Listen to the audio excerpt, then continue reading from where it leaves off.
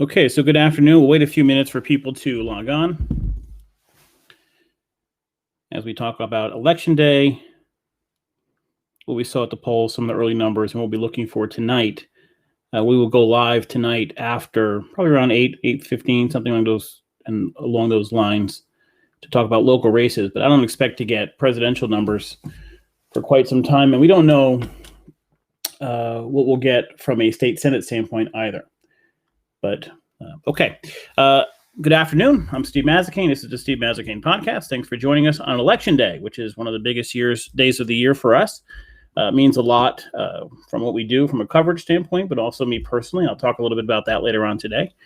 We've been watching the polls. We'll start off as we have, looking at Real Clear Politics, and these are the final polls. Remember, Clinton was up in the final polls 4 years ago. The real question now is, are the polls off, and by how much? So Battlegrounds, Biden is up 2.3. If we click on that, again, this is Real Clear Politics. If we click on that, we have, the momentum is moving in Trump's direction. There's no question about that in these battlegrounds. It looks like Michigan and Wisconsin are going to go from Trump to Biden. Those are fairly large leads. But if we look at Florida, the aggregate number right now, Biden 0.9, that's within the margin of error. North Carolina, Trump plus 0.2 of a point within the margin of error. Pennsylvania, Biden 1.2 within the margin of error. I saw one poll that had Biden up 5. I'm not sure I believe that, but okay. Michigan, it's 4.2, Wisconsin 6.7, Arizona, Biden 0.9. So all of these, take out Michigan and Wisconsin, are within the margin of error, and that's why we have no idea. As I said before, 4 years ago, 6 weeks out, I wrote an article that Trump was going to win, or was very likely to win, primarily because of the dislikability of Hillary Clinton. We're 4 years later, and it looks like we're going to have far more people turn out. So let me ask you a very simple question. If Trump won 4 years ago, and now we have an extra 5-10 million voters, what is the likelihood that those voters are for Trump? They didn't vote for him. They didn't bother coming out 4 years ago. Are they, after these 4 years, going to say, you know what, now I believe in this guy, I'm going to come up to show up to vote and vote for him? I don't feel that that's likely. So I posted earlier that I thought Biden would win. I'm checking the phone as we're getting turnout numbers in from some of the districts at the same time. And primarily, the thought process between Biden winning was, I think Trump runs out of time. I think if this election was another week and we didn't have early voting, Trump has a much better chance, but that's not really happening. And so we have to start looking at this a little differently. Again, we don't know. 4 years ago was so much easier. 4 years ago, we looked at the numbers and said, Trump can win this. We knew he can win this. Today, we have no idea. Now, what we saw was this early today. Very high turnout the first 2 hours, and then it died. That happens every election. So what happens in the media is that everyone goes around and takes pictures and goes, look at these long lines. First of all, when you're keeping 6 feet apart, they're going to be longer. So it's nice for a picture, but it's not really. Turnout was good. We just turned out Guilford. I just got a text on Guilford's at 82% so far. Branford, I'll give you Branford's number as of noon. Hold on 1 second. Branford as of noon was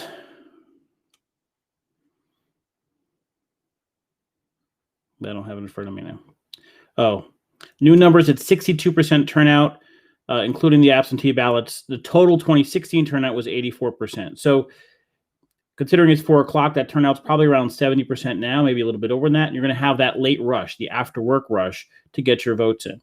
But if you go now, if you went anytime after 8:30 to now, there was no line.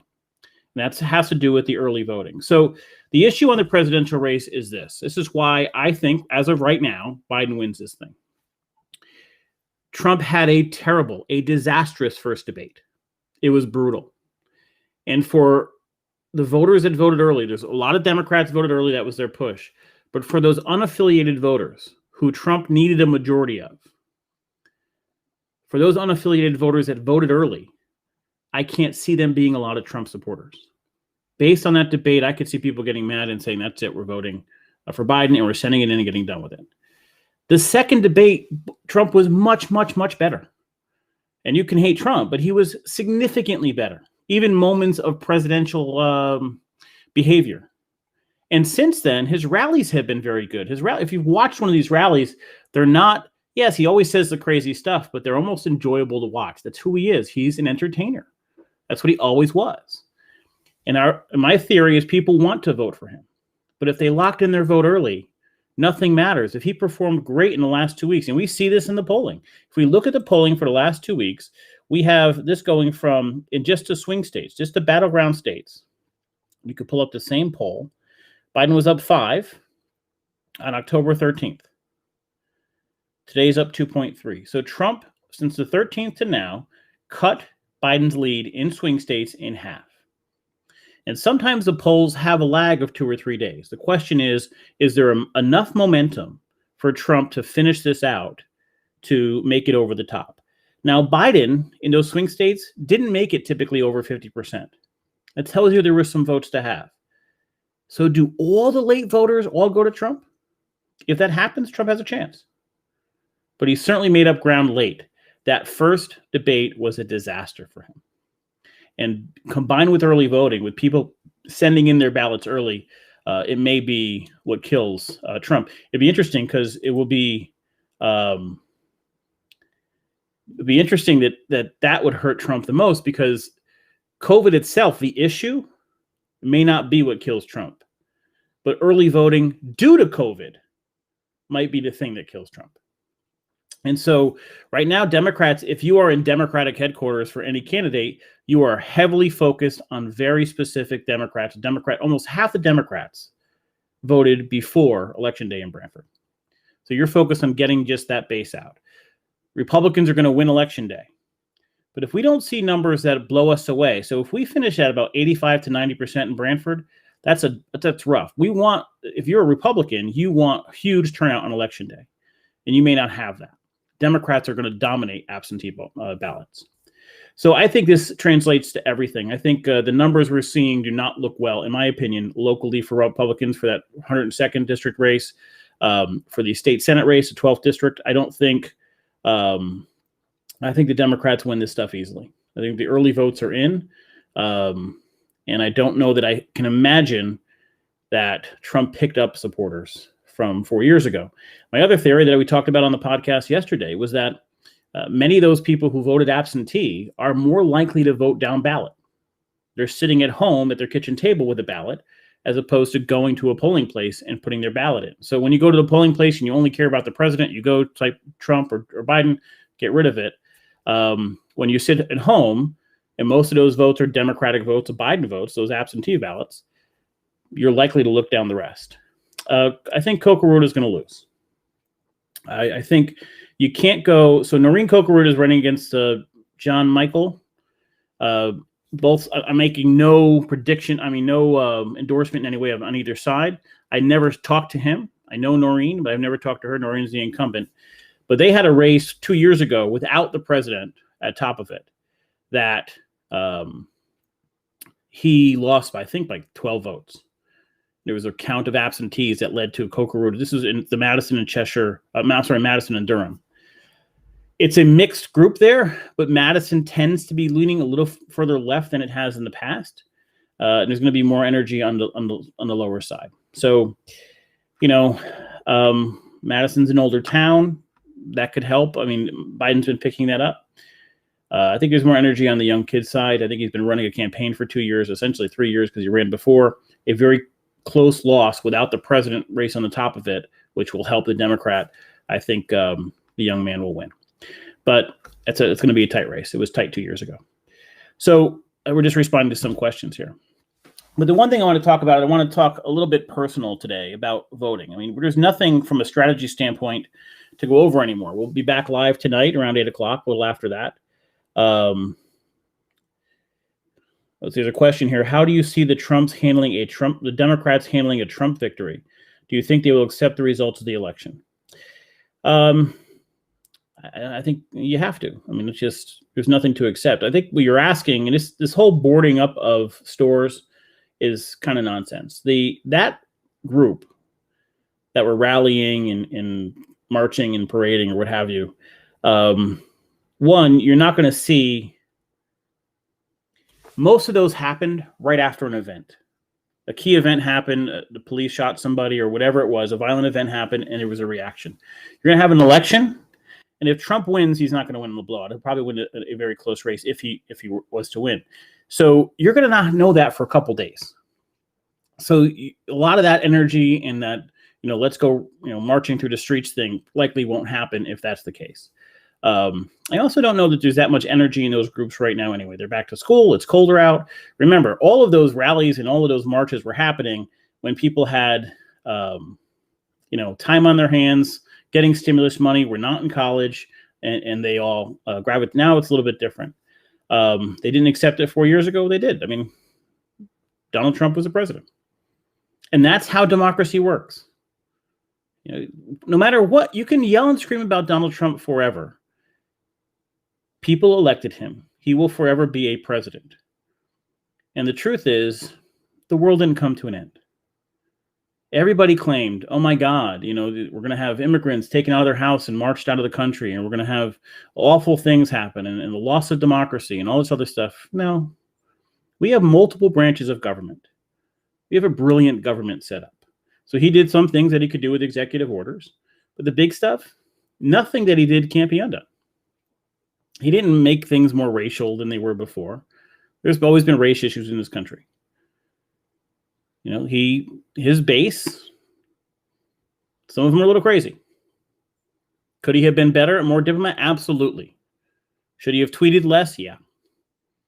Should he have thought before he posted? Absolutely. Has he acted presidential? Not necessarily in my opinion, but for many people who voted for Trump, they were voting for someone to not act presidential. They were voting for somebody to not get lost in the normal politics. They were voting for the anti-Biden, the anti-Hillary Clinton. That's what they were voting for. Because the thought process was our system was so messed up, we need somebody completely on the outside. I don't believe our system is that messed up. I think there's bad things about it. There are bad actors. There are things that could be fixed. But I think it's actually a very good system. So I don't fall into that category. But I understand those that did. I could make sense of that. And I could understand why someone would vote for Trump. I didn't, but I could understand it. Our question, will they challenge the results of the election in court? Oh, both sides have lawyers ready to go. Look, I don't have any inside information on the National Democratic Party, but both sides have lawyers ready to go. All right, so I want to just say something that it's personal. And most of you know that I was raised a Jehovah's Witness. And I spent most of the first 28 years of my life as a Jehovah's Witness. I'm 42 now. I've been out for quite some time. And I work now in politics, talking news. And part of being an ex-Jehovah's Witness is that you spend a lot of time with either witnesses that are in looking to get out or former witnesses that are struggling or that behind you in the recovery process of getting out. The witnesses are a cult. They would fight that. I will always consider them a cult. I was someone who was moving up. I was someone who gave speeches constantly. I worked at the world headquarters in Brooklyn for a year. I was well respected as a witness until I went through a process and decided to leave. But, you see people in these polling stations coming out with the I voted stickers. And it's a sense of pride, and everybody posts it, and it shows it. But in a couple Facebook and closed groups, and they're closed for a reason, I'll explain that, are witnesses who are former witnesses or current witnesses who have voted for the first time. And these groups are closed. You can't get in. You have to basically answer a ton of questions and convince people that you were an ex-witness before you can get in, because if the witnesses find out you're in it, you can be what's called disfellowshipped, which is shunned. Your family will not talk to you. Your friends will not talk to you. Anybody that's a witness will not talk to you. And so for people to go through the process of leaving a cult, it's different from the Mormons or Scientologists. They all vote. They encourage their members to vote. Witnesses do not vote. Witnesses do not get involved in politics. I did not vote until I was, 29 or 30. It's a deliberate thing. There's a scripture in the Bible that says, my kingdom is no part of this world. That's a scripture they use. So witnesses do not vote. So when you see a witness, and you may not know who a witness is, but I certainly do. When a witness puts that sticker on, we talk about people fighting for the right to vote. Witnesses were not prohibited from voting from any secular authority. It was just their religion. But their religion is their entire life. My religion was my entire life. We didn't have friends that were not witnesses. We were taught people who were not witnesses were part of the devil system and they were all going to be destroyed. The only place to find God and to get to heaven or the other side or paradise or whatever was through that religion. That sticker represents something amazing. That person found the strength to leave that cult. And there are thousands of people today who got up excited to go vote for the first time in their life, some of them in their 50s and 60s and 70s. And putting that sticker on and voting, no matter who they voted for, was a symbol not just that they were partaking in normal society, but they had left everything behind. When you leave the witnesses, and your entire social life is wrapped up in the witnesses, and most of your family life is wrapped up in that, you leave your family. You leave the people who profess to love you. Parents you don't talk to again. Aunts, uncles, you will never talk to again. I will give you my grandmother called me and said, I can't talk to you again. I haven't talked to her since. 13 years ago, 14 years ago. People you grew up with your entire life, gone. You walk away from those people. They may at a meeting publicly announce that you've been disfellowshipped, and that's telling them they cannot talk to you ever again. And you are, for lack of a better phrase, fucked up from it. Because you've been in this cult for so long, you're now out of this cult, and you're trying to figure out, how do you connect with anybody? You had something in common with every single person. You're going to the same meetings and the same door-to-door process and the same, all these things, people have something in common. And now you're trying to figure out how to get anywhere in the world, how to connect with people, how to date, how to find work, all that shit. And for someone to go through that and put that sticker on and say, listen, this is a big, I'm done with this crap organization, this cult. And I'm going to a polling place and I'm getting a ballot. I'm circling my choice in and I'm putting in that machine. That is a massive, massive moment for thousands of ex-Jehovah's Witnesses around the country right now. And it's many tens of thousands around the world. It's about, I don't think, 6 or 7 Jehovah's Witnesses worldwide. Many leave every year, but they also join. But we take voting for granted. We're proud of voting. But for some people, and by the way, in other countries, some people have personally fought for the right. They've lost lives for the right to vote. That sticker means so much more to so many people. We have people who gave their lives in the military for a right for that. We have people who've given up their social lives, their personal lives, their family for the right to do that. And so to those of you who have grown up in a world where voting was normal, and you started from a young age, and you got involved and paid attention to it, congratulations, that's great. But those of you who didn't, and were forbidden to vote, and the price of voting means walking away from countless number of people that you loved and you thought cared about you, congratulations for voting today. Congratulations for the courage it took to get out of that cult and walk into a voting booth and leave your past behind. You couldn't do it before. It was prohibited. If you did it, you would have been thrown out. And you took it upon yourself to make that step. And so I know what it's like. The first time I did it, I was literally shaking walking into the polls. You can't explain it to somebody who hasn't been there. And it's 13, 14 years for me now. But I was shaking walking into the polls. And now it's what I am. And when I left, politics is what I went to. It was a little bit of a mistake for me. So my mentality was, I got out, I started working on the Obama, a little bit of time went by, I worked on the Obama campaign, then a local campaign in Brantford. But politics was, I went from having religion in common to politics in common. So now I was meeting a bunch of people in politics. And then after about 2 years, I said to myself, listen, I'm not giving up one cult for another cult. And this idea that I had to vote for one side, I had to work for one side because I was a registered Democrat or a member of a Democratic town committee was just crazy and absurd to me. And so I left that and started covering news, which I think I probably have more impact covering politics and actually being involved in politics. But politics has meant a lot to me because it's allowed me to connect with a whole new world that I never knew existed. And so to those of you, and I know there are some of you that are watching that are former Jehovah's Witnesses, congratulations. I know the pain you went through. I know how hard it was. I'm glad you got up this morning. I'm glad you walked into that booth. I'm glad you made your vote. And I'm glad you put that sticker on your chest. Wear it with pride. It means a lot more. Not everyone's going to understand it, but I do. And some of us do. And they know what you went through. And to those that may not understand it, remember there are people who are giving up a lot. And I'm not just talking about the military. Certainly people have given up their lives for that. But for the right to vote, the right to get up and make a choice and be involved is not an easy one for a lot of people.